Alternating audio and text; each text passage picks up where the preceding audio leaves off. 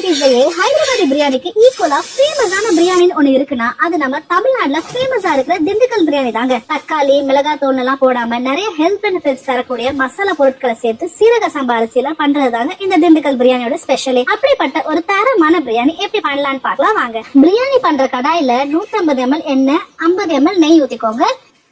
எண்ணெய் மிதமா சூடானதுக்கு அப்புறமா 100 gram mutton கொழுப்பை சின்ன சின்ன பீஸா கட் பண்ணி சேர்த்து நல்லா சுருக்கிற வரைக்கும் எண்ணெயிலேயே வறுத்துடுங்க.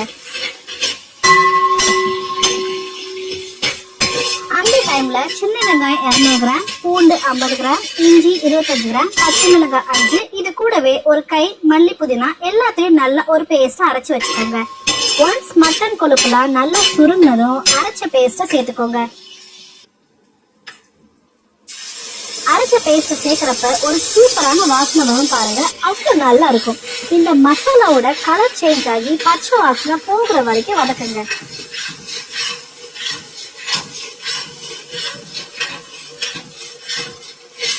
இப்போ இந்த கேப்ல திண்டுக்கல் பிரியாணிக்கு தேவையான ஸ்பெஷல் மசாலாவை ரெடி பண்ணலாம்.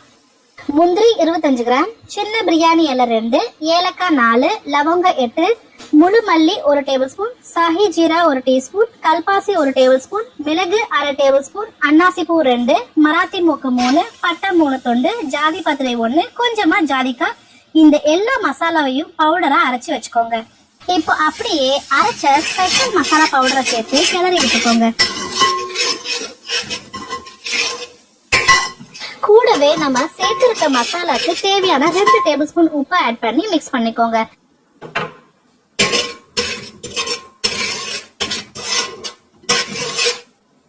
அடுத்ததா நல்ல கெட்டியா இருக்கிற மாதிரியான தயிரா பார்த்து ஒரு 200 ml சேர்த்துக்கோங்க. லேசா புளிச்ச தயிரா இருந்தா பிரியாணிக்கு ஒரு நல்ல டேஸ்ட் கொடுக்கும். அதே மாதிரி கெட்டி தயிரை யூஸ் பண்ணலனா கொஞ்சம் ஜாஸ்தி தயிர் சேர்த்துக்கிறது நல்லதுங்க.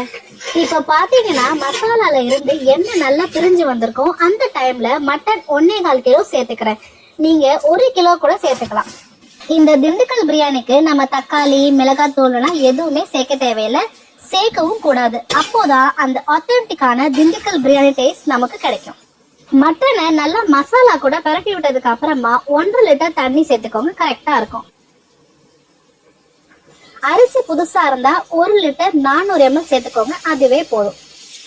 தட்டு போட்டு மூடி மட்டனோட சாஃப்ட்னஸ்க்கு ஏத்த மாதிரி ஒரு 45 நிமிஷத்துல இருந்து 1 மணி நேரம் மூடி வச்சு 75% மட்டனை வேக வச்சிடுங்க.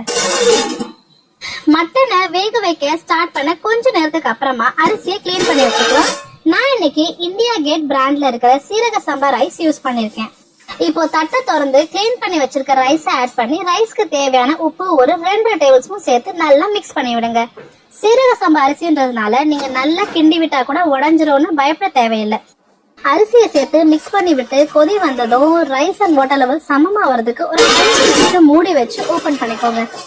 இப்போ பாத்தீங்கன்னா வாட்டர் ரொம்ப நல்லா ட்ரை ஆயிடுச்சு. இதுதான் தம் போடுறதுக்கு கரெக்டான டைம். சீரக சம்பா ரைஸ பொறுத்த வரைக்கும் நீங்க நல்ல வாட்டர் ட்ரை ஆனதுக்கு அப்புறமா தம் போடுறது நல்லது, இல்லனா அரிசி குழஞ்சு போக சான்ஸ் இருக்கு. இப்போ ஒரு லெமன் ஜூஸ் புளிஞ்சு விட்டுட்டு அப்படியே 2 டேபிள் ஸ்பூன் நெய்யை ஊத்திக்கோங்க. இப்போ தம் போடுறதுக்கு வாழை இலைய மேல வச்சு தட்டை போட்டு மூடி வைங்க. நீங்க வாழை இலை வைக்காம கூட தம் போடலாம், வாசனை மட்டும் தான் மிஸ் ஆகும் உங்களுக்கு. இப்போ ஒரு 10 நிமிஷம் மட்டும் அடுப்பை லோ ஃபிளேம்ல வச்சுட்டு அதுக்கப்புறமா ஒரு 45 நிமிஷம் சும்மா தட்டு திறக்காம அப்படியே விட்டுருங்க.